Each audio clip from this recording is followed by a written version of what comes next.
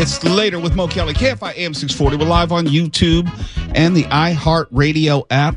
And if you've been following the news as closely as I am, you were on edge because the Diddy verdict was supposed to come down today.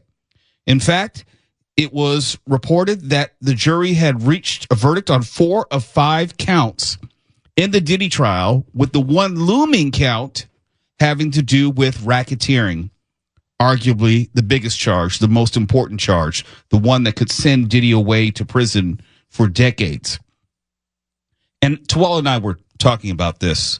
What can we glean? What should we expect? What does it mean possibly for Diddy? Well, number one, I think we are going to get a verdict tomorrow, as in Wednesday. I think we will find out the fate of Diddy by tomorrow. Also, it says to me that if they got a verdict this quickly, there's a degree of unanimity about how they feel about this case. It's possible, not probable, it's possible that the other 4 verdicts are all guilty. It's possible, and there's an argument to be made for that. I guess it's less likely that they would be all not guilty, because if they thought the 4 lesser charges were not guilty, it's kind of hard to argue that they would be hung up on the most serious charge considering guilt. But you don't know. Sometimes when you try to prognosticate what a jury is going to do, you end up being wrong. But if I were to make a guess, I think that Diddy is going to do some time. And I didn't think that at the beginning. From the progression of the case, it seemed to me that the prosecution was not meeting its burden. And short of hearing the verdict, short of hearing what the jurors thought about the prosecution's case, it's hard to really know, because they are now in their second full day of deliberations. They've been sent home for today. But tomorrow, if I were to make any prediction, most likely the jury is going to come back with this verdict. Why? Because I can look at the calendar. I know that the 4th of July weekend is coming up. And I know that nobody, regardless of the city, regardless of the circumstances, wants to be dealing with this either right into the holiday or even after the holiday. You know, the court may be closed, but it doesn't mean that someone wants to come back to this after the holiday. And we know they're 80% done. If we take them at their word for the 5 counts, they have 4 or 5 verdicts in. So I think they're going to end it probably tomorrow. Tawala, first, good evening. Where do you come out on this?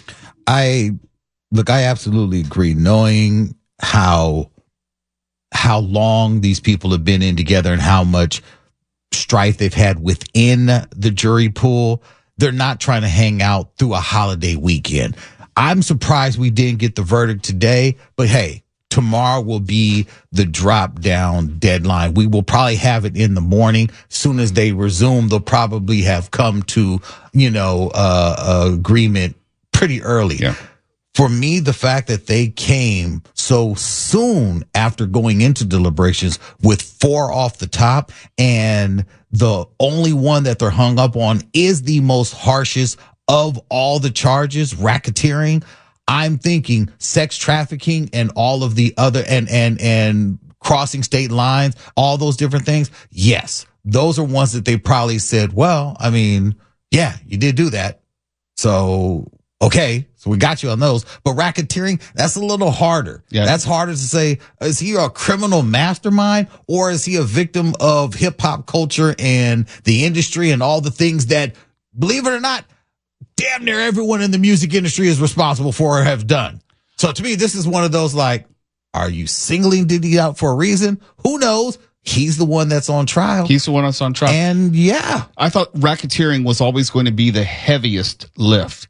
And from what I was hearing, as far as the commentary on what was said during the trial, witness testimony, we weren't reading it word for word, verbatim. We were getting reports on the testimony. I would have loved to have been able to see it. But with federal cases, there are no cameras in the courtroom. So we're trying to figure out the important parts of people's testimony. And a lot of times we go off of what was reported as part of the testimony. We don't get to see the fullness of the testimony. We don't get to see the facial expressions of the jury. We don't get to see if the judge is irked, or if there is an objection, or if there's some sort of subtle indication where the court is leaning, where the jurors are leaning. We didn't get any of that. So we're trying to go off just crumbs here, clues there. And for me, the racketeering was going to be the heaviest lift. And when I pull back and I just look at a big picture and I recount the different witnesses who gave testimony, it seems like it was a racketeering enterprise, criminal enterprise of one. You didn't hear about any lieutenants per se. You didn't hear about this mastermind organization that Diddy was the head of. It just seemed like Diddy was doing his own thing, ad hoc, making his own decisions, doing whatever was beneficial to him or whatever he wanted in a given instance. Did he want to have a freak off? Did he want to have this male escort join? It just seemed like whatever his whims were at the moment, not to any criminal end in the sense of an organization. This guy is worth, leading into this trial, estimated like $450 million. He could have hired some people. Yeah. He had personal security. He had people who were close to him. But as far as the administration of this supposed criminal conspiracy, I don't remember really hearing of anyone who was instrumental in making sure all of this happened. If I were a juror with this limited information, yes, I'm not seeing all the trial. It just seems like Diddy was just doing stuff as he went, not necessarily trying to do something on the level of a criminal organization. Now, I know that's not an element of a crime, but I suspect in the minds of jurors, we all have this idea of racketeering. Where are you going with this, Mo? Well, some of the juror notes today had to do with one juror who seemingly was of the opinion that the charges meant one thing and they weren't following the jury read instructions by the judge. Possibly jury nullification, meaning the juror could be freelancing and just taking it as he or she sees it, not how it's being presented to him or her as far as the instructions given to the jury. In other words, if that juror sees it like I do and just says, well, this doesn't seem like a criminal enterprise, or it doesn't seem like it reaches the level of racketeering, then yeah, you might have a mistrial on that fifth count. You may have a hung jury, and I don't know how that plays out as far as the other four verdicts. I think they'll accept the first four, but that seems like that's the hang up at this point, where there's one person, one sticking point, which is keeping all of this from coming to an end.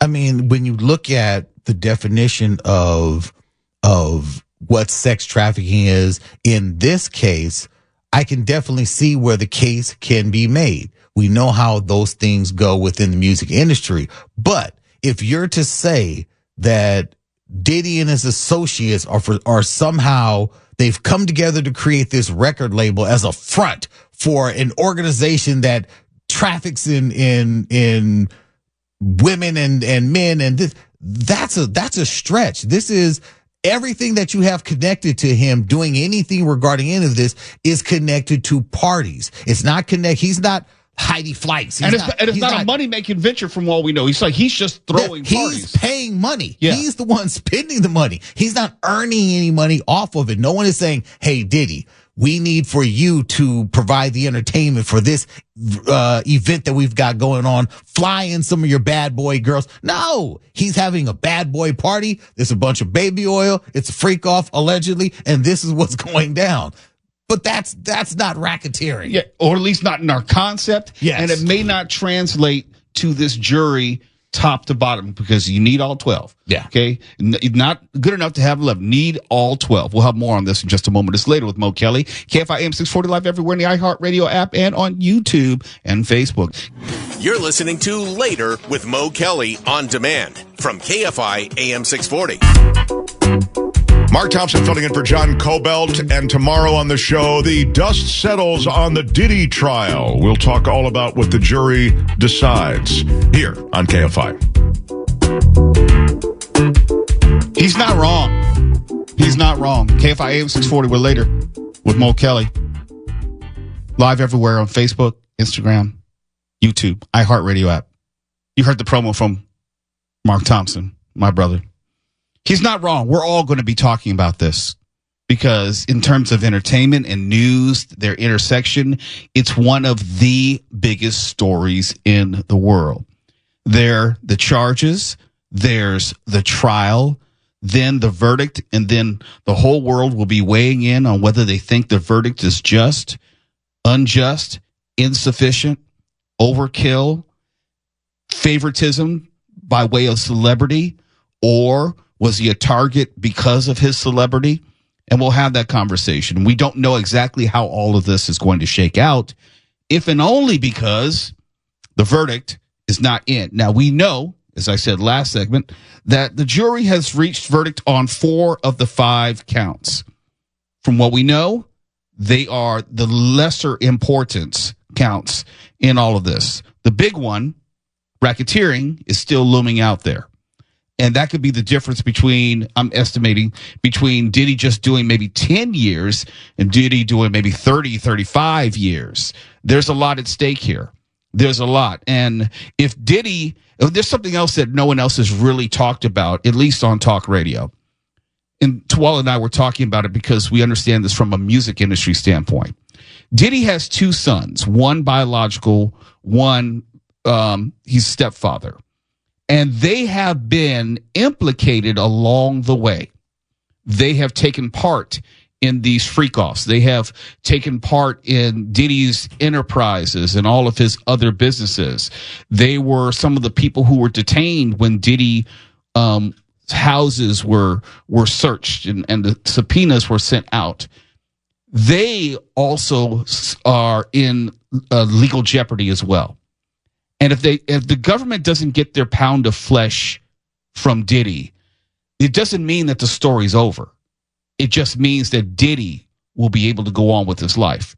It doesn't mean that his sons are not also possibly in some kind of trouble, because those are other people who've been questioned. Those are other people who have not been indicted, but could very well be indicted on some of these other counts of sex trafficking or sexual abuse, sexual assault.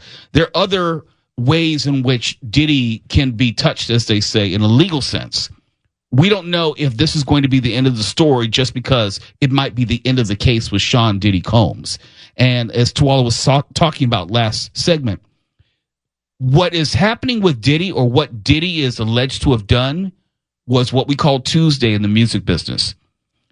Everything that Diddy has been alleged to have done, I can name 5 or 6 other people of comparable stature, economically and also celebrity, who probably engage in similar things.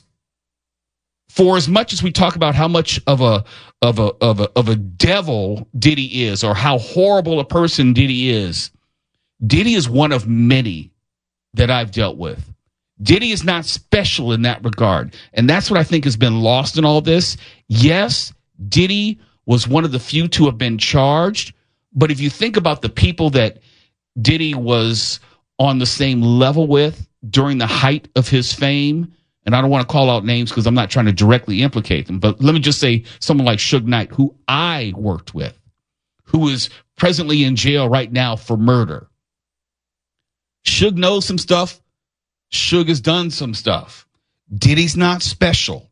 Let me put it that way. And there are other people who are just as not special as Diddy. Does this mean that we may learn more about other people? I don't know. But I do know that there are other people who are very concerned that the spotlight may be put on him or her or them. And we don't know who Diddy may or may not implicate if he is offered any type of deal. If there's anything that says, hey, Diddy, we know that you are just one of many players in this game who carries on like this. Give us some names and maybe we'll take it easier on you. We don't know. We don't know what happens when the pressure is on. You know, everyone can say, I'll stand 10 toes deep and do my time. Give it to me. I eat it up like breath. No. When you're about to face that time, all of a sudden you start thinking, well, there was that one time that so-and-so invited me to his own freak off. Doesn't even have to be that. It could be as simple as, remember, they seized all of Diddy's tapes. Some of those tapes were shown at the trial. we as lay individuals don't know what is on the totality of those tapes. Who else is implicated?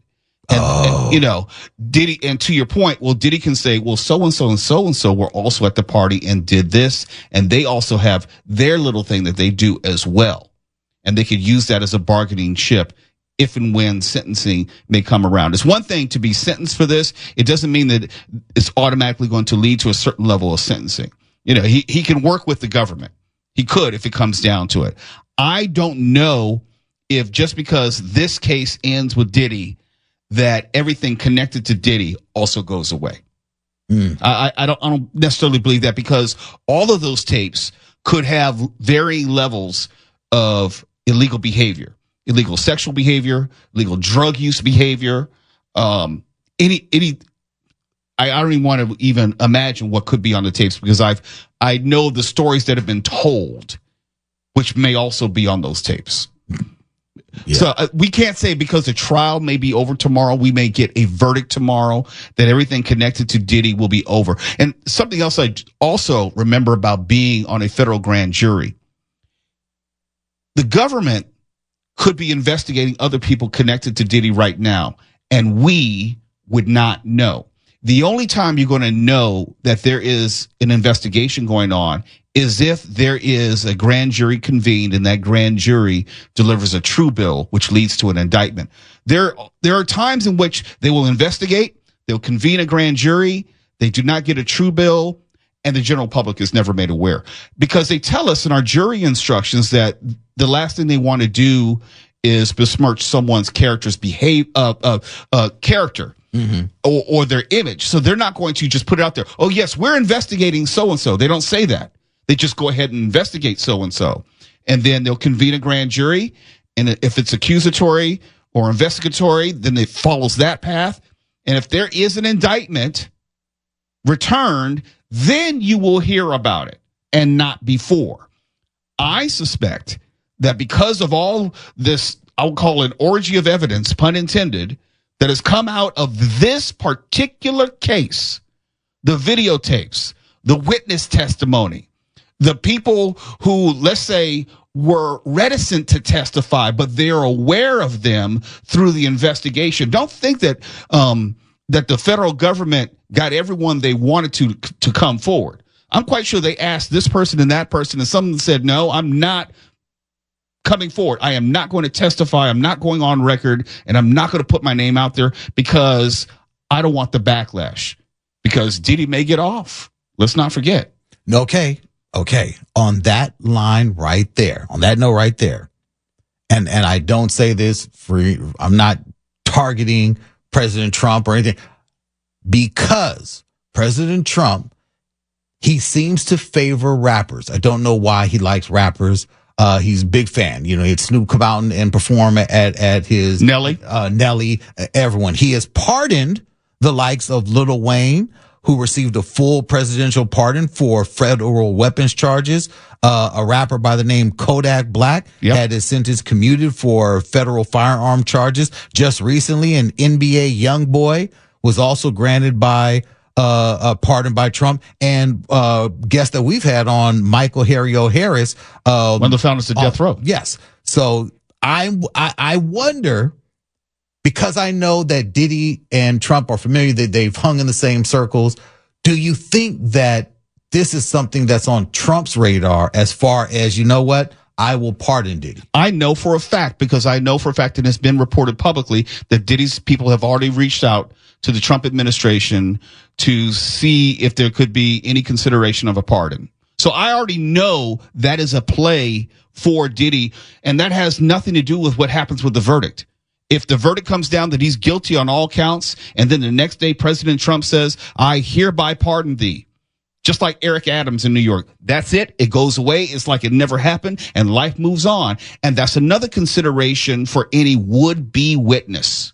If you turn state's evidence for, you know, if you turn for the state and you dime on Diddy, and either he's acquitted or he's pardoned, and remind you, this is the same guy during this trial was alleged to have blown up Kid Cudi's car. and other things of a very violent nature. I know that there are a lot of people who just didn't come forward because there's a fear of reprisal and repercussions. Yeah.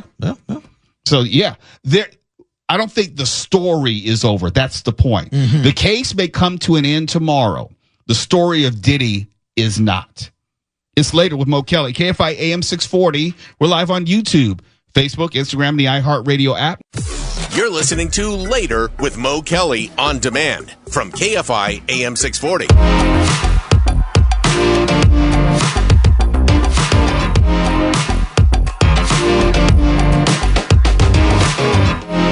KFI AM 640. It's Later with Mo Kelly. We're live on YouTube, Instagram, Facebook, and the iHeartRadio app. And usually we have some fun with 7-Eleven, but this is not one of those times. This is just a very, very sad story, but it's a local story, and it is worth mentioning. You might have heard Mark Ronner detail some of it in one of his recent news breaks about how a 7-Eleven worker was taken off life support and died officially after a store manager allegedly attacked her.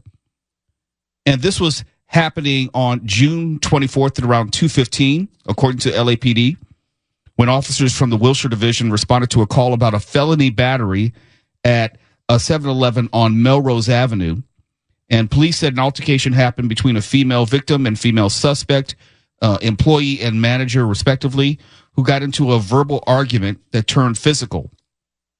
Officers arrived to find a woman in her 20s unconscious on the floor with critical injuries. She was rushed to a hospital, but police say the suspect had fled the scene before authorities arrived. No arrests were made or have been made as of at least yesterday. Let me just stop right there. And I think all of us, and I mean all of us, I'm being serious, all of us have been in a situation where we have had a workplace disagreement. And I think it's fair to say, Mark, agree or disagree with me, that we've all been in a workplace situation which has turned hostile and could have turned physical. I will say that I believe I've shown great restraint during fair enough, right. my career. Right. And I felt it. Uh-huh. And there are times, and I don't want to be too specific, this was a previous employer, where I physically had to walk out of the building and walk around the block so I did not end up in prison or jail 2 hours later after what I was going to do. Yeah, people used to note how intense my kickboxing workouts were, and I pointed out that it saved a lot of editors' lives. Oh, you said it with a hint of humor, but I'm the exact same where I get so frustrated I'd have to go to Hapkido and just leave it all on the mat, where I'm just exhausted so I don't have that negative energy and take it back to work with me. Yeah, there are some heavy bags that have absorbed a great deal of punishment meant for editors.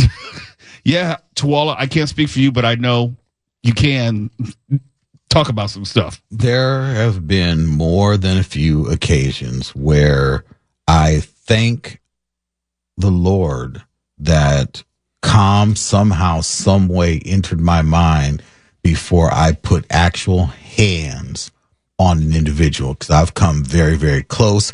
I've come right next to hands being on somebody who decided to test me in the wrong way. We may never know what actually was the impetus for this disagreement, which turned violent, which turned deadly, and it's less about it being 7-Eleven, and I think it's something that all of us have dealt with in a workplace, because most workplaces are high-stress environment. You have a lot asked of you, and you have these relationships with people who aren't your friends for the most part.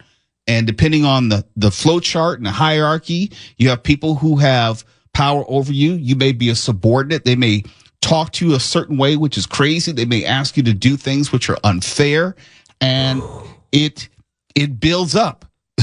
It builds up. And I've walked away from a lot of situations. Sometimes I just straight up quit, and that was the easiest way out as opposed to remaining in that situation. I don't know who's at fault in the sense of who started it. I usually err on the side of the employee being in the right, if only because they don't have any power in the situation. Yeah. there's not a lot of there's not a lot of room for growth at a 7-Eleven. If you're at a 7-Eleven, you are thankful to have a job.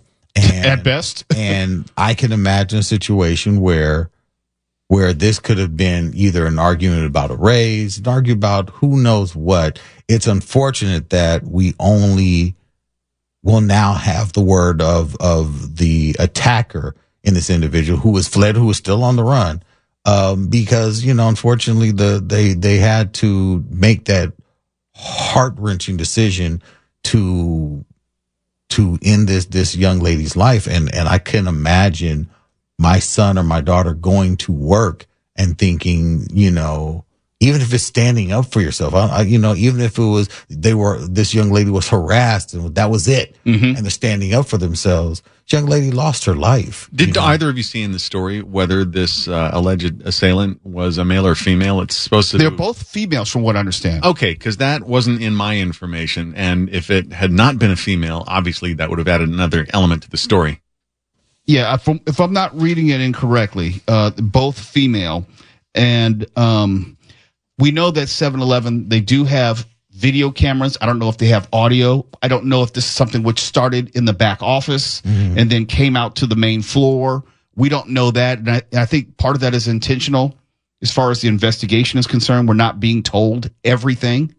It's a terrible situation, but I understand the pressures of certain workplaces, and I understand.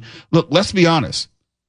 Hasn't everyone at some point thought about violence in just a hypothetical sense in the workplace? I'd be shocked to find anybody who hadn't. That's all I'm saying. Not that you would actually go through with it and hit your boss or something like that, but the frustration connected to it. Well, also, there are certain occupations where the stress and the conflict tend to be higher. And I'm guessing 7-Eleven might be one of those. Well, that's where 7-Eleven does come in, because if you're working at 7-Eleven, you have all sorts of dangers that you have to worry about on a given day-to-day basis. Saying nothing of just being a young woman in that situation. From the homeless people, because I know that area, 5700 block of Melrose. It's not the best area, okay? And you can have the homeless, any type of vagrant, just being getting robbed, all those things you have to be concerned with on a day-to-day basis with a 7-Eleven. And then if you have I would say a poor relationship with your boss, don't know where the blame lies, but it shouldn't have led to this, or it unfortunately led to this. And I think about all the times that I just, thank goodness I didn't make that decision, even though at the time I'm thinking, F it. Yeah. Why not? Make that decision. Yeah. Yeah. And I just chose to quit as opposed to taking that one step further. It's Later with Mo Kelly, KFI AM 640, live everywhere in the iHeartRadio app. When we come back, we're going to go to SeaWorld and see how they're changing their whole presentation. And it may change the way you even view them or hear them. We'll explain in just a moment.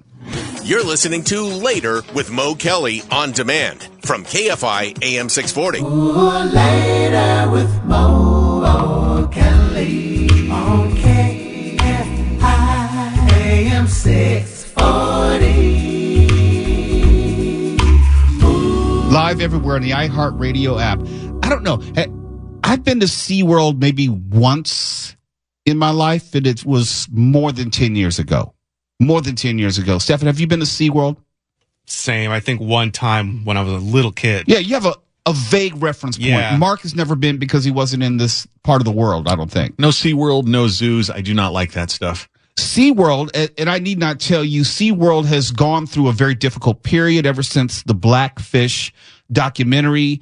SeaWorld had to change everything in which they presented themselves as far as attractions, as far as performances and events. And they've reinvented themselves in a way where they've incorporated live music performances. What rap music has to do with fish, I have no idea. None whatsoever. But going viral right now, there are all these clips, and I can't really play them because I'm scared that there's going to be cussing in them, and that doesn't sound good on the air. But the Ying twins were a huge hit, performing back on the 28th of June at SeaWorld. And you think, like, who are the Yin Yang twins? Well, haven't you heard Salt Shaker? Ooh, all I'm saying is let your mind go where you want with that. It is very, very, very vulgar. So to think of an amusement park, because SeaWorld is still at its foundation an amusement park, and you pair them with the Yin Yang twins and other hip-hop groups, I just don't get it. But it's working. It's actually working. It has made SeaWorld go viral. They have other You serious? Oh, no. I'm being very serious. We're showing some of the videos right now on the YouTube page. Yes, they're all over. It is a huge hit. They have other hip-hop groups performing this summer, from Soulja Boy, Bow Wow, Fat Joe, Trina, Waka Flocka Flame, I can't say that fast, and Genuine. All are going to be hitting the stage between now and August 23rd. It is a thing. And what it has to do with SeaWorld, I have no idea. They're like trying to turn it into like SeaWorld up in the club. In the club. But people are coming to SeaWorld, bottom line. If they're only coming to see the hip-hop groups, if they're only coming to shake their ass and hang out, SeaWorld doesn't mind. The ticket prices are still the ticket prices. And whether you get to see some sort of other attraction at the park, I guess they don't care. But it's an actual thing. SeaWorld has reinvented itself. Go to our YouTube channel right now. Daniel is showing the video. You're seeing throngs and throngs of people gyrating, undulating, twerking, doing all the movements of all the songs. If you didn't tell me that was SeaWorld, that looks like a day club in Vegas. It looks like a day club in Vegas at the pool. Yeah. Because they're right around the water, and it's a hip-hop concert. I just want to know who is the person who went into the marketing meeting and said, hey, guys, I got this idea. I know ticket sales has been slow. Why don't we bring in some hip-hop groups and turn it into a summer concert series? And by golly, it's actually working. It is packed out. If you look at the video, there are thousands of people specifically there in their what used to be, I guess, the killer whale tank, just there for the concert. Now, I don't know what other offerings are there or what other concerts or events they're planned there. But if you're SeaWorld, a lot of people is a lot of people, and they're all paying the same money. Now, is it going to make me go to SeaWorld? Hell no. I have no interest in that. But if you happen to be 20 years younger than me, then why not? I wonder what's going to be next, because you still, at its heart, you have an amusement park, in theory, for younger attendees. In theory, or at least when you think of SeaWorld, you're thinking of family fun. I think that's more accurate. Family fun. Fun for the whole family, all ages, from 5 to 55. This is not for 5-year-olds. This is not for 15-year-olds. When they talk about from the window to the wall, to the roll down my, no, that's not for kids. That's not for kids. I mean, and it gets going to be very explicit. I don't know if they actually do all the explicit lyrics, but I would have to wonder if they've changed the act, because the songs themselves, they still mean the same thing. When they talk about shake it like a salt shaker, they're not talking about a dorsal fin, okay? Well, it's dorsal, but it's not a fin. Put it that way. That was pretty good, I got to say. You didn't get the pepper grinder thing? Oh, no, I got it. Okay, thank you. I just didn't want to go further down that road. All right, just checking. KFI AM 640. We are live everywhere on the iHeartRadio app. KFI and KOST HD2, Los Angeles, Orange County. More stimulating talk.